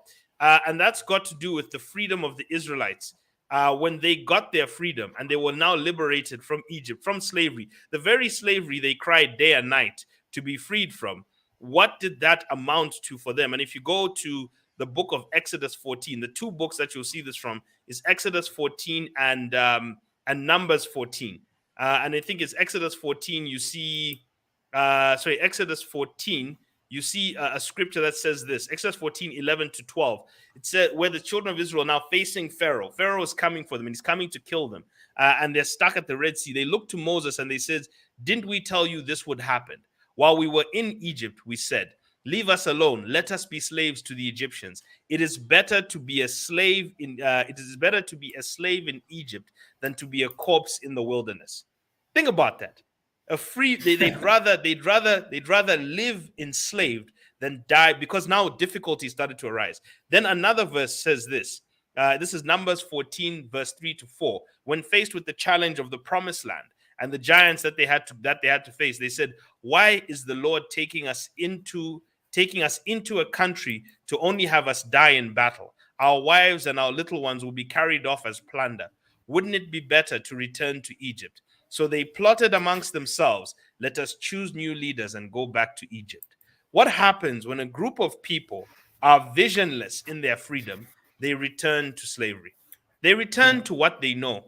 They go back to the things they know. Absent of a vision which takes you to where you want to go, you return to what you know.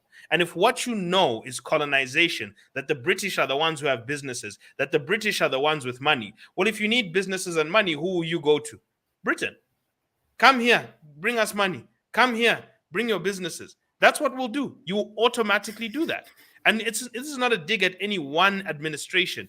We have been doing this for 30 years as a country. 30 years plus. We have given all the power to the people who we chased out.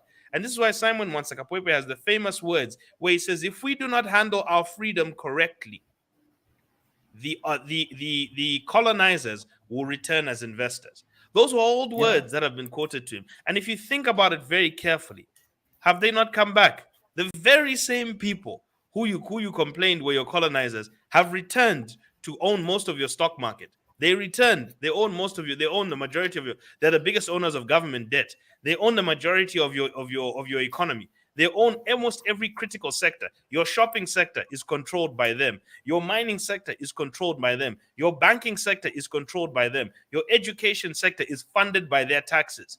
Your health sector is funded by their taxes. They control each part of your life as you speak right now, as you see.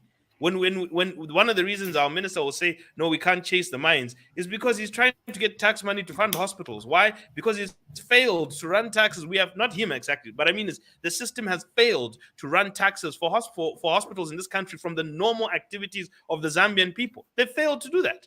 So the reality, Shadrick, is when people have got a visionless freedom, they go back to what they know. They sell themselves, like you talked about, people selling their freedom for kwachas. And my biggest concern, I think, with us as a people is that we should start looking at what is the vision for this country, what is the vision for our lives, because your freedom will be squandered and you'll go back to what you know if you don't have anywhere to go. And I want to repeat that statement.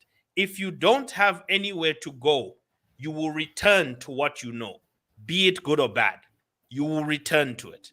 Yeah. So have somewhere to go so that your freedom and the choices, like Shadrick was pointing at, your choices give you the path to meaning, that you can now go towards what means something to you because you have the freedom to make the choices that you need to make in order to go in that direction. Absent of that, you'll just say, let's go back to these people. And you know, one of the saddest things, I'll tell you why this is extremely important, is because the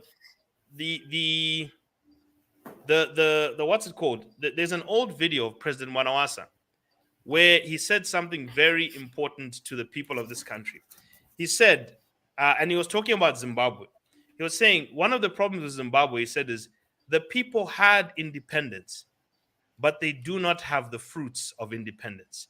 And that's what led to the Zimbabweans being so frustrated that they went into the streets and they started grabbing land from people, because they had independence with no fruits of independence. And what you're trying to cure here is that if you want the fruits of independence, you need a vision. Why does China, who got their freedom just 15 years before Zambia? China is not that old, people. Zambia is 58 years old. China is only 14 years older than that. In terms of the China we know today, the Communist Party China, they're only 14 years older than us. The rest of the society, Singapore, all these people, they're the same age as Zambia. But why are they so far ahead? Because they had a vision for their country. China says we want to be number one. Singapore wanted to be an industrial marvel.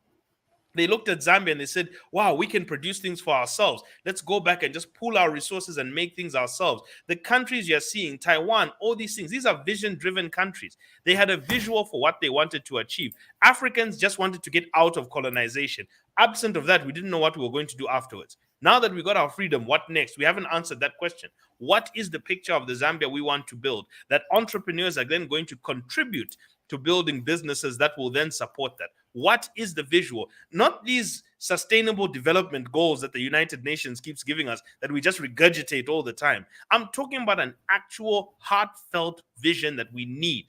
I gave the president props on one speech where he said, Zambia, and I don't know if he said it by mistake, I don't know if it was by meaning, but he said, I hope to see Zambia. He says, I want one day that Zambia should be a marvel of green industrialism. He said those words. Yeah. Okay? Yeah. That's a vision. Why have we not caught on to this? Why have we not sent it to people and say, that's our vision? Build your businesses around this vision. Let's build our structure as a country.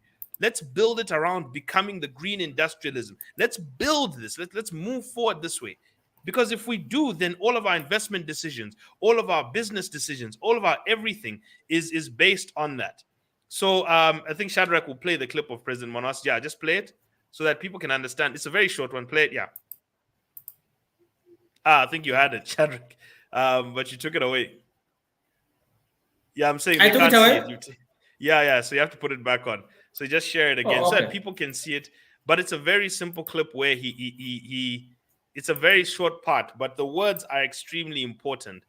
So if you want, the question I keep asking us is, why as Africans do we have a fruitless independence? Why do we have this tree of independence sitting amongst us, but we can't taste the fruits of it? Yeah, press play. Yeah, no one can hear it, unfortunately. So yeah, you'll see it. I think we'll see it another day. I think we can just leave it for now. I think we're having a problem with the sound of it. So the point I wanted everyone to understand is we should avoid having a fruitless independence. And the way to you end up having a fruitless independence, why I read those scriptures to you in the Bible, is that because we don't know where we want to go and what we want to achieve and what direction we'd like to take this country.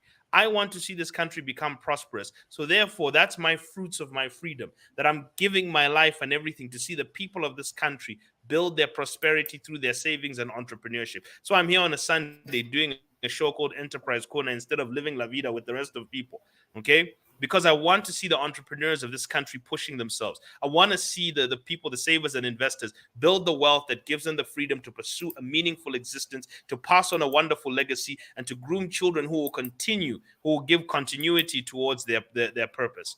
That's what I want to see as a society. So that's what's driving me to work the hours I do, to do what I do. And my freedom as an individual is specifically to give to that. What are our people giving towards? Or are we just consuming? Is freedom just about consuming? And that's why I say, if you think about that statement, I think it's the best, even though he was talking about Zimbabwe. And one of the saddest videos I saw, Shadrick, was after the Zimbabweans kicked the white people off the farm, they failed to run those farms. Then there's this video of this white guy coming back onto a farm, the farm he was kicked off on. And the workers were carrying him like he was God. You know the way we used to carry those colonialists? Yes, because they were visionless about their freedom. What can you do if you have no vision for your freedom, but return to the very thing you ran away from? So I'll give that to you, Shadrick. What are the dangers of having a visionless freedom as a country for us to pursue the meaning we're looking for? It's the exact thing just talked about in the Bible. It said when a blind man is leading another blind man, they will find themselves in a ditch. that their end is imminent. It's like I usually liken this one to a dad who does not invest for his family. There's no difference between him and that man who drinks alcohol without food. The end is obvious. They have the same end. The end is very obvious. So visionless freedom is actually even more dangerous. But because it can land you into a lot of problems than you actually expected. You're even better off being in slavery than having the freedom without vision. Right? It's the same thing I always say. The Bible is a dangerous weapon in the hands of an amateur, partly because it can be used to mislead a lot of people. Right? Has been. And it has been used, and we have seen that it's the same effect on freedom. Freedom is a dangerous thing on somebody with no vision. It's extremely dangerous, and we have seen that ourselves in our lifetime. How freedom has been used as a tool to destroy countless lives. So I think that there's a danger to having freedom and having no vision. So as a people, we need to embrace the ability to begin to make up visions. And we have seen politicians come on board and say, "What, I have no vision." We clap, we say, "Yes, it's honest." But I think that's... We voted twice. No. This one I've got beef with. You people voted twice for a man who stood in front of you and said, "I have no vision." Twice. Not once. Twice. That's a problem. That speaks a lot to us as... Let's leave the man alone. Come on. Leave him. Let him rest. Let him rest. He's okay. Let him rest. So what we are saying, guys, is that how long do we have, Munimba? Because I have a video I made for financial freedom, and I wanted to make it like a quiz. I wanted to play it for some people, and then ask them to tell me what they've learned. I want to be able to, because it's freedom, of course. I want to send some freedom talk to some people. I'm not sure how many minutes we have. No, we've only got a few. I think we just link it to your page because we need to close out now. Yeah. Okay. All right. Okay. Good. Yeah. So I think we can. No, I'm saying you can make your comments if any. Yes. Or yes, let me yes. just make your comments. Yeah. So I think, guys, having freedom with no vision is extremely dangerous. It must be avoided. If you're gonna have some freedom, please have a vision. Do something with your freedom. All right, because if you can't do something with your freedom, somebody else is gonna use you to improve their lives. That's how it works. So it's either you learn to use what you have well, otherwise others will use you to improve their life, because you can't use what you have to your advantage. So others will use you to benefit themselves. That's how it works. So can we use our freedom as a people, as families, as individuals, and as a nation to our own advantage, not using our freedom to benefit others. This is what others are using us to benefit themselves because they've seen we have no vision. All right, and that is what has been making us poorer and poorer as the day goes by. So and with that, I'll say, Abraham in the Bible, there was before God told him to leave his father's house. Before God sent him, gave him his independence. Because remember, Abraham was told, leave your father's house and now go and pursue. God first gave him the vision. He says, I will make you a great nation. I will bless the world through you. Through you, I will build my people. Abraham was selected first, was given a broad vision of where his life was supposed to go. Your children will be as numerous as the stars. And he had an intergenerational vision, because though God told Abraham, your children will be as numerous as the stars, it was Moses who says in Deuteronomy, for you are as numerous as the stars. You are many for me to handle. It was generations and generations later when that came to pass. So, but he had a vision that was given to him that he then pursued a mission with. So if you are given freedom with no mission, no vision, you are dead, you are self-destructive. That's the reality. That's why I always tell people, before you go on a savings journey or anything, build your vision and your mission first. So for independence, Zambia turning 58. We are 58 years old. And the reason why we have had a fruitless independence, why independence has done nothing for the poverty levels of this country, why independence has done very little for the education levels of this country, why independence hasn't improved the livelihoods of the people, is because we have partaken in a visionless independence. We just got independence. It's like giving a child a Ferrari, doesn't know what to do with it, doesn't even know how to drive it. You don't know. As a result, you just go and give it back to dad and say, Dad, go and drive this thing for me. Take me around, because I don't know. I don't even know how to drive. So we have to be enabled as people. I don't even believe the enabling environment statement, Shadrick. I believe an enabled people. I believe more in an enabled people than an enabling environment, because countries like China that have got barely any resources have built so much great wealth because they've enabled their people. They've made their people believe in themselves, and they've made their people build things. So I will say this. We need, as a country, we are 58 years old and we're where we are because we have never invested our time and our energy in visioning what is Zambia going to look like in the 100 years point. What is Zambia going to look like in the 100 years point? Please, can we start to talk about that?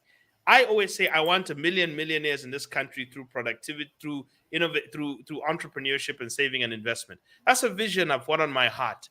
That's a vision that keeps me awake. That's why me and Matthew are constantly talking. Shadrick and I do even have business calls at 11 at night sometimes. Okay? Because that's the stuff that keeps us up, because that's what we want to see.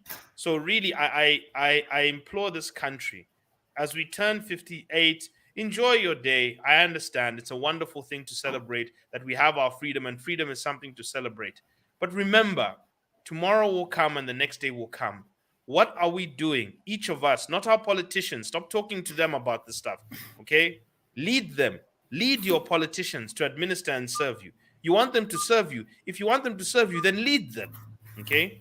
So in order for us to do that as a group of people, we must have a vision. We must have a path. We must have a direction. And it starts down to the households. If you don't have a direction for yourself, how do you want to have this country to have a direction? First, sort Yeah. out yourself. So 2 books, as I said, I'll say it again. The Future of the American Negro by Booker T. Washington. I'm going to put this in the comment section. While Shadrick, I think you make your comments. And also just Yeah. 7 Habits of Highly Effective People. I love that book because it tells you how to enable yourself to become stronger. And that's what I'd like to get. So I'm going to write here the books, The Future of the American Negro. Everyone, if you want to know a direction, a country, a people, a household should be set on, read The Future of the American Negro by Booker T. Washington. And we'll close out there. Shadrach, I think, give your remarks. And I think, Munyumba, you've made a very fundamental statement. An enabled people is the way to real freedom. And I just want to say that if we are going to make something good out of this freedom that we have, I think as a nation, first of all, can we stop giving handouts to people? I think that's the starting point, Munyumba. Can we let people learn how to make a living for themselves? And I've always held this view, Munyumba. I'm not changing my statement. I'm going to stand by my statement in the strongest terms possible. I'm going to say CDF for me, Munyumba. I have no problem with CDF, but I have a problem because CDF is given to people who are not productive. That's where I have a problem with CDF, right? Because this is not empowering people. It is actually just telling them to go and sleep, be politically aligned, and get money which you can go and spend on your girlfriend, your friends, and things like that. This is why we're having people who are in positions of power being filmed on sex tapes because they have no vision for leadership, right? A true leader with a true vision will not be found themselves in such kind of stuff. But I'm going to say this in conclusion. If we are going to make sense out of freedom, freedom must start with us, the citizens, at our homes. If you're a husband or a dad, answer this question. Is it really true that as a dad, you can go to bed and tell God that, God, I have done the best that I could for my family. I have given my wife and children freedom. I have given my wife financial freedom because even in homes, there's no financial freedom. So people that can't give their spouses financial freedom can't hold politicians to account, all right, so that we can have economic freedom. They can't because in their homes, there's no economic freedom. Wives are living like they are being colonized, right? They are okay taking pictures. Wives and husbands are okay taking pictures, Munyumba, sharing on social media. They are okay even printing names on t-shirts for each other. I was born to love you. I was the king, the queen. But they are not okay to share their finances. It's very rare. There are very few people, even those that appear to love each other so much, they don't even know how much each other has in their bank accounts. So there's no economic freedom in homes. To start with homes, wives are free to cook the food they want to eat, but they're not free to spend the money on things they want to spend on. All right. It's the same thing with the nation. We are free to trade, but we're not free to make our own economic decisions. We are free to buy what we want to buy, but can we make our own policies? No, we are not. So as a people, can we be involved? Can we start empowering each other? Collaboration, let's work together. If you are married, work with your wife. If you have children, involve them. Involving your kids in a financial decision is a way of empowering them at a younger age. Don't think kids are young. Kids learn even before they are born. You can teach your child even before they are born. Let them be involved in how you make decisions in your home. It's gonna help you. When you are financially and economically independent in your home, it's gonna be easier for you to see how you can provide proper checks and balances on those that have the responsibility to handle your affairs. It's important. And as a nation member, can we avoid these things of FISIP, CDF, CASIP, lots of way of handing out money? Can we have a proper strategy of maybe putting up training skills? A lot of skill centers where people can go there and be taught how to do things, and then form cooperative controlled by governments themselves, right? Properly controlled cooperatives where people can go and work and produce something. If it's furniture, let them produce furniture and supply furniture. Don't give them handouts in the market. You go to market, just find them. Can you make a group? Come and get 1,000, 1,000. What is it going to do with the money? They're just going to pay rent, and the money will be gone. So can we empower? Can we not give handouts? Let's have an empowered citizens mentally with skills, If you have a skill, my friend, you're okay. Because that is your intrinsic value. Nobody's going to take away your skill from you. I have a skill. You can delete my Facebook page. I don't mind. All right? Because I have a skill that can make me money without being on Facebook. I have a skill that can make me make money standing on my own without depending on any other person. So what skill do you have? So as a people, for freedom to make sense, can we have skills? It is the skills which are going to help us to begin to participate in the economic environment, which help us to reduce prices because there'll be enough competition. So this is 58 years old of independence. What do we have to ourselves? We can't even run Zambia properly. We can't do that. It's horrible. We can't even run important institutions properly because we lack the independence. So can we put more skills into the system? Can we empower our people with skills, not handouts? All right. And remember, if I was to just think about companies like Zambia, Zambia is doing the most. But look at how it has been neglected. We recently saw if it is a company from China being supported to supply tons and tons of fertilizer, neglecting our own companies. How are we going to grow economically like that? Because we are saying the Chinese guy is faster. Can't we make our own machines and make them faster? Can't we make our own plant and make it more efficient? Were they born faster? Were the Chinese born faster? They learned everything.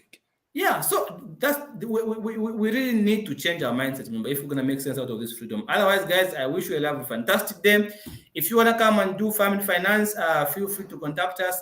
If you wanna do bond education is on offer. They've started. Right. And next month we are starting the class for family finance. This month I was resting. I was on a holiday. We want to do consultations, but next month there'll be a class for the month of November. So you may start registering now. We are ready for our family finance and personal finance. So guys, thank you so very much for joining us. I wish you a fantastic day. Number, up to you. Just two things, people. If you, instead of saying the system has to work, let me give you something very simple. Mark Cuban gives two very important rules for building wealth. Because if we build our own wealth, we'll build independence. The simple thing I can tell you is countries that have millionaires are very strong. Countries that have high concentrations of millionaires have got very strong economic independence and economic freedom. Be it Switzerland, be it America, be it even Egypt. Egypt is one of the strongest millionaire productive nations. China, obviously, is the fastest millionaire producing nations. If you want your economic independence, then you're going to have to make sure that you learn how to produce wealth. Mark Cuban simply says, find something that you are good at and become great at it. So I would advise you read a book called Good to Great by Jim Collins, where he actually talks about companies that went from good to great and what are the 5 principles that they utilize. Good to Great by Jim Collins. 2, he says you have to learn the skill of sales. Zambians have to learn how to become good at things, to find good things that they can become great at, go from good to great, become good at selling that, which you can now take from good to great, build companies around that you are good to great at, and then you are selling. And then we're on our way to building wealth, economic freedom, and we're going to actually have independence. And I pray that in 20 years' time, or 10 years, 20, 10, 20, 30 years' time, we can stand back here, Shadrick, and say, we finally overcame this problem of being politically liberated, but economically enslaved to a system that's just not working for us. So I hope that people, you get this message. I know there's a few of you. I get it. We're not social media celebrities twerking and stuff like that. So can't get 1,000 views, but just the people who are here are more than enough, to start a revolution. And that's the revolution that we're looking for, an entrepreneurship revolution. That's what the enterprise we are not for everyone, remember. That's just the fact. Yeah, but those who are here, get those books into your mind. Start the change. Yeah. Change starts with just few people.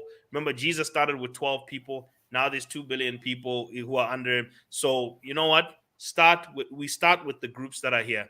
So we thank all of you. We wish you all a wonderful Independence Day. And we hope that you now start to look at a vision-built independence, and let's eat the fruits of independence, not just to have a tree with no fruits in it. Have a wonderful day, people.